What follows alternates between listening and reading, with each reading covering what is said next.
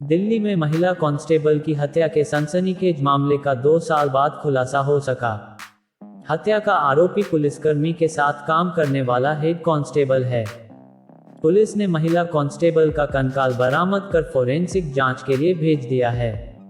यूं तो एक तरफा प्यार में मर्डर के कई मामले सामने आ चुके हैं, लेकिन दिल्ली में महिला कांस्टेबल की हत्या के 2 साल बाद हुए खुलासे ने सभी को चौंका दिया है। इस केस की सबसे खास बात यह है कि इसमें हत्यारा कोई और नहीं बल्कि महिला कांस्टेबल के साथ ही काम करने वाला हेड कांस्टेबल है। इतना ही नहीं, वह इस वारदात को अंजाम देने के बाद 2 साल तक महिला पुलिसकर्मी के परिवार को गुमराह भी करता रहा। दरअसल दिल्ली की पुलिस की पीसीआर यूनिट में 2012 में सुरेश राणा की भर्ती हुई। वह यहां हेड कांस्टेबल था। इसके ठीक 2 साल बाद महिला कांस्टेबल मोना की भर्ती 2014 में दिल्ली पुलिस की पीसीआर यूनिट में हुई। यहां पर ही सुरेश और मोना एक दूसरे के संपर्क में आए थे। मोना सुरेश को डैडा यानी पिता बुलाती थी और सुरेश उसे बेटा बोलता था। सुरेश मोना से एक तरफा प्यार करता था। मोना का सिलेक्शन कुछ समय बाद यूपी पुलिस में सब इंस्पेक्टर के लिए हो गया और वह दिल्ली पुलिस की नौकरी छोड़कर मुखर्जी नगर में यूपीएससी की तैयारी करने लगी। मोना का सपना आईएएस या आईपीएस बनने का था। इस बीच सुरेश उस पर बुरी नज़र रखने लगा। मोना ने इसका विरोध किया। सुरेश 8 सितंबर 2021 को मोना को लेकर दिल्ली के अलीपुर में अपने घर की तरफ ले गया।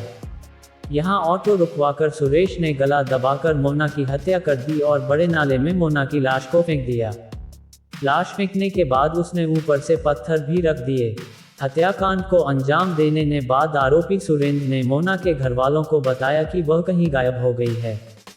आरोपी सुरेंद्र लगातार मोना के घरवालों के साथ उसे खोजने का ड्रामा करता रहा। कई बार वह मोना के घरवालों के साथ पुलिस थाने भी गया। आरोपी ने कई बार थाने में पुलिस वालों को मोना को ठीक से नहीं तलाश करने पर फटकार भी लगाई।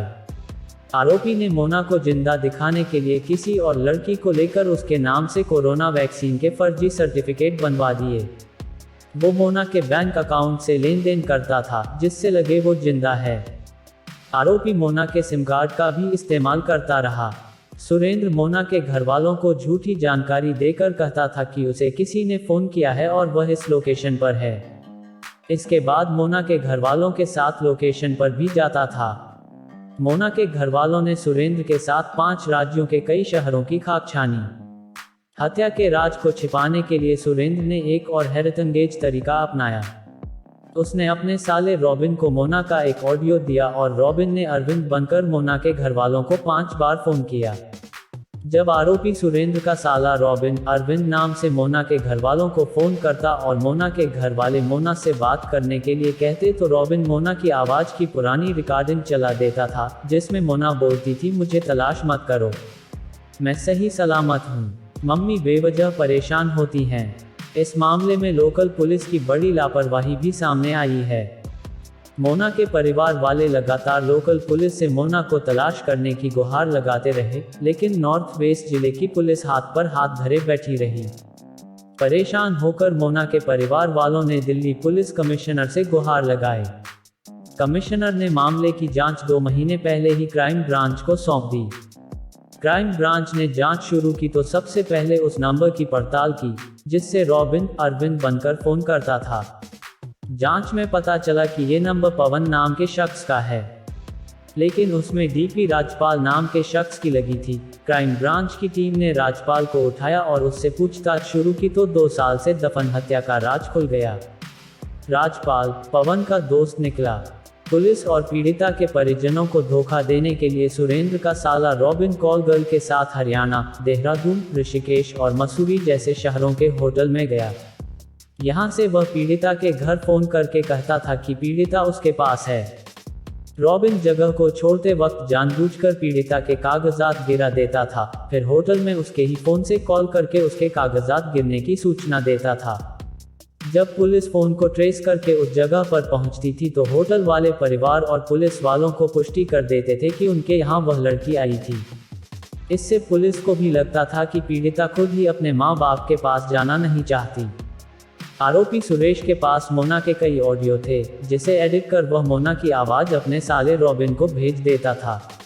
रॉबिन जब भी मोना के परिवार को फोन करता तो मोना के जिंदा होने के सबूत के तौर पर मोना का ऑडियो प्ले करता था और मोना के परिवार वाले यकीन कर लेते कि मोना जिंदा है।